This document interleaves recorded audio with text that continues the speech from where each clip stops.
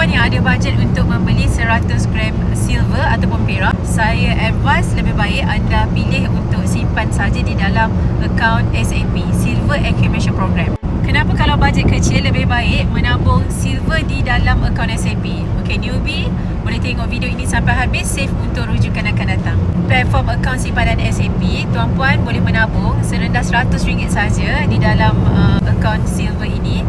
Dan kenapa kalau bajet kecil elok simpan dalam akaun? Sebab bila kita nak jual semula silver, rate yang akan dikenakan untuk silver di dalam akaun SAP rendah juga, iaitu hanya 9% sahaja. Kalau beli 100 gram silver bar, kalau nak jual semula, jongkong silver tu spread dia agak tinggi daripada akaun SAP, iaitu 12%. Jongkong silver yang berbaloi untuk kita beli adalah 1 kilo silver, kerana bila kita nak jual semula, jongkong silver punya spread rendah, iaitu 9%.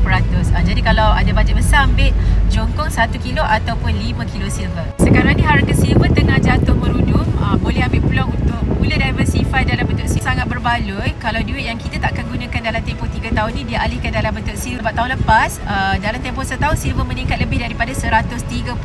Tuan-puan yang nak mula diversify simpanan dalam bentuk silver, boleh refer pin video saya untuk daftar bersuma dan saya akan guide simpanan silver dengan ilmu.